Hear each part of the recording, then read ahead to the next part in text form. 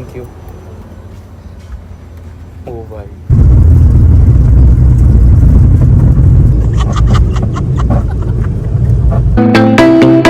Guys, welcome to a new blog. आज हम लोग मौत का खेल खेलने निकले। मुंबई से दमन दीव जा रहा हूँ मैं, और अलायंस एयर की फ़्लाइट बुक की है मैंने, पता नहीं कौन सी एयरलाइन। हाँ, ट्रेन ही है, लोकल ट्रेन ही है ये एयरलाइंस की। तो अलायंस एयर से जा रहे हैं हम लोग। पहली बार पता नहीं कौन सी ऐसी ट्रेन भी, ऐसी फ़्लाइट भी आती थी। सॉरी भाई, इतनी फकवाले ATR फ़्लाइट है। देखो बाहर वो, और भाई अभी तक वो इतना रनवे पे सिर्फ चला चला के लेके घड़ घड़ खड़ खड़ खड़ खड़ खड़ ऐसा ऐसा हो रहा था। और इतनी आवाज़ खड़ खड़ हो रही थी भाई, सबकी फटी थी। आसपास जितने भी बैठे ना, सबकी फटी है। इसमें सिर्फ 4 रो है, A B C और D। और मैं D में बैठा हूँ, ब्रह्म C में। हाँ, मैं A B C D में बैठा हूँ। मैं D में बैठा हूँ, ये C में बैठा। पता नहीं क्या होने वाला है, क्योंकि मेरा पहली बार ऐसा फ्लाइट में बैठने का।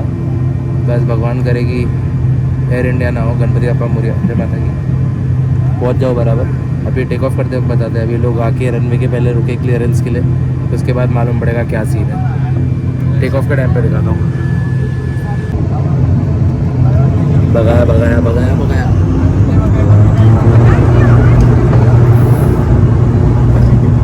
भाई पूरे बहुत कसम।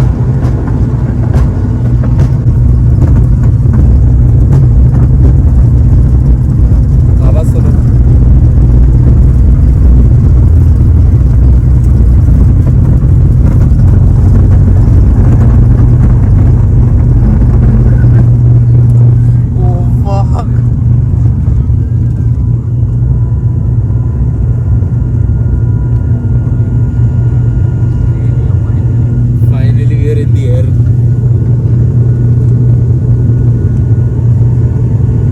फट के 10 दरवाज़ा हो गया था।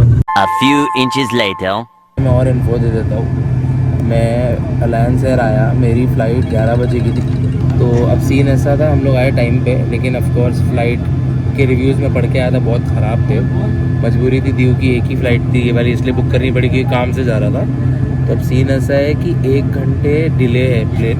मुझे मालूम ही था डिले होने वाली, बट मैंने उनको पूछा डिले तो नहीं है। वो बोलती है सर डिले है। मैं बोला क्यों? बोला क्योंकि 5000 मीटर तक क्लियरेंस होना चाहिए, क्योंकि एयरपोर्ट छोटा है दीव का, ऐसा वैसा। तो फ़्लाइट उड़ी नहीं है वहाँ से, यहाँ पे लैंड लेट हो रही है। तो एज़ ऑलवेज़ लेट तो होती है। और मैंने बोला कि मुझे मालूम ही था कि लेट होने वाली है, मैंने रिव्यूज़ पढ़ के आया था। तो वो बोलती है कि सर सिर्फ लेट नहीं, अगर ज़्यादा लेट होगी, ज़्यादा डिले होगा ना, तो फ़्लाइट कैंसिल भी हो सकती है। सीधा मुँह पे उन्होंने मुझे वहाँ ही बोल दिया जहाँ पे बैगेज देते। तो मैं समझ गया हूँ कि ऐसा ही है। और वही लोग आके फिर बाद में हमारा फ़्लाइट में चेक इन करा। इनके पास लिमिटेड स्टाफ ही है। और उसमें भी एंट्री में हम लोग को पानी की बोतलें पकड़ा दी है उन्होंने। और बस अच्छी थी, ऐसा मैंने रिव्यू पढ़ा था कि बस में AC वैसी नहीं चलता, फ़्लाइट में नहीं चलता। AC चल रहा है दोनों में, बट फ़्लाइट बहुत पुरानी तो है, देख के समझता है। तो गाइस, हम दीव पहुँचने आए हैं। अनाउंसमेंट हो गई है कि नीचे जा रही है प्लेन। ओवरऑल फ़्लाइट एक्सपीरियंस ठीक है, ऐसा कुछ बुरा नहीं है, बट डर लगता है क्योंकि छोटा प्लेन है। दीव में कैसा है ना, एयरपोर्ट का जहाँ लैंडिंग एरिया है वो थोड़ा छोटा है, तो वहाँ बड़े फ़्लाइट्स लैंड नहीं हो सकते, इसलिए ऑप्शन ही नहीं है, यही वाली फ़्लाइट जाती है। और भी जाती होगी, बट ATR ही जाती है। अब देखते हैं लैंडिंग कैसे होती है। कर तो लिया है। ओके, अच्छा बाय द वे, और एक इम्पॉर्टेंट चीज़, हमारी जो मेन पायलट है वो फीमेल है, लड़की चला रही है। इतना ही बताना बस है। ये डर लगने का 100% और एक रीज़न है। और ऊपर से जो लोगों ने बोला, वो पायलट भी फीमेल है, माँ की आप छोड़ो, जान दो, कुछ नहीं बोलता ना तो विवाद हो जाएगा। वो कुछ तो आया। दीव पहुँच गए, दीव।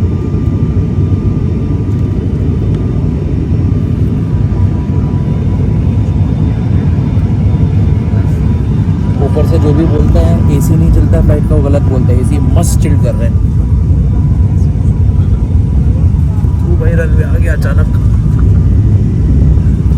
लैंड हो गई है, लैंड होने वाली है।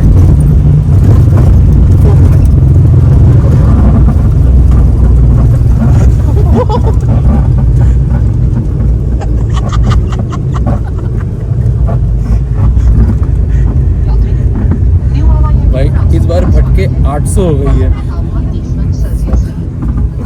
बीच में ऐसा लगा ब्रेक फेल हो गया। और रक्षा का संकेत रहने अपने स्थान पर ही बैठे रहें और ऊपर बने लॉकर्स ना खोलें।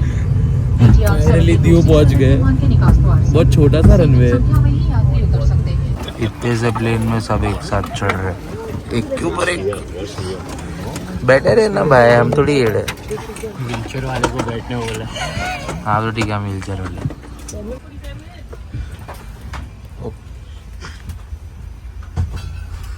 गाइस यहीं पे फ्लाइट लैंड हुई, यहीं पे बैग मिल जाएगा और यहीं से आप सीधा बाहर। इतना सही एयरपोर्ट है दीव का।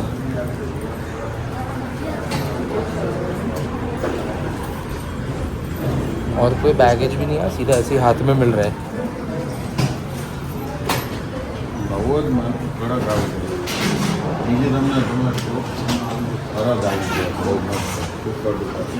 तो गाइज पूरे एयरपोर्ट पे एक ही रनवे है, एक ही प्लेन एक टाइम पे खड़ी रहती है और हाथ से सामान अंदर आ जाता है। पहली बार मैं नहीं आया तो रुके रहो वहीं पे, वहाँ से सीधा एग्जिट लेके बाहर। ये है दीव का एयरपोर्ट। यहाँ से अभी बाहर है, जस्ट इतना सा एयरपोर्ट है। अब यहाँ से बाहर जाएंगे वहाँ से। सो गाइज अभी हम लोग ये एयरपोर्ट से बाहर जा रहे हैं। ये कोई व्लॉग नहीं था, मैं जस्ट बैठा तो मैंने सोचा पहली बार बैठ रहा हूँ ATR फ्लाइट में और ऊपर से अलायंस एयर जैसी कोई कंपनी में बैठ रहा हूँ, तो ऐसे टाइम पास कर लेता तो बना दिया। अभी मैं यहाँ से बाहर जा रहा हूँ, ये एयरपोर्ट है इतना सा। अभी यहाँ बाहर मेरा ड्राइवर खड़ा है गाड़ी लेके, तो यहाँ से अभी गाड़ी लूँगा एंड दीव से 150 किलोमीटर दूर जूनागढ़ जाना है मेरे को। तो अभी यहाँ से बाहर जा रहा हूँ, ये एग्जिट है एंड यहाँ पे कहीं तो मेरा ड्राइवर भी खड़ा है और ये यहाँ से है। अब यहाँ से हम लोग जाएंगे डायरेक्ट जूनागढ़। डाल दे भाई बैग अंदर। सो मैं ब्लॉग को यहीं एंड करता हूँ। नेक्स्ट ब्लॉग जल्द आएगा, I don't know when, but जल्दी आएगा। Bye bye. एक क्विक अपडेट, मेरा दूसरा फोन एयरप्लेन में ही रह गया है। अब हम लोग यूटर्न मार के वापस आए। राहुल गधा भूल गया मेरा दूसरा XR, अब ये भाग रहा है, मैं यूटर्न मार के आ रहा हूँ। गधा। वो तो अच्छा हुआ कि मुंबई एयरपोर्ट पे नहीं है, ना तो वहां पे तो अंदर ही नहीं जाने देते वापस। ये छोटा एयरपोर्ट है, शायद हो जाए। ये हमारे अंकित भाई है जो हमको हेल्प करने वाले इधर उधर लेके जाने में।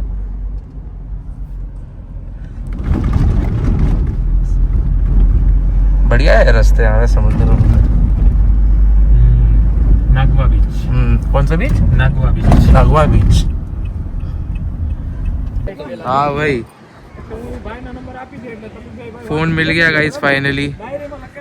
सोचो हम लोग एयरप्लेन से निकल के गाड़ी में बैठ के दूर चले गए थे, वापस है फिर प्लेन में जाने भी मिला हमको। ये सिर्फ यहीं हो सकता है क्योंकि छोटा एयरपोर्ट है। किस्मत है हमारी।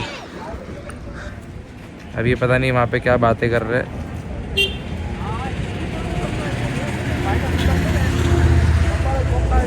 एनीवेज अब यहाँ से निकलेंगे, फ़ोन मिल गया।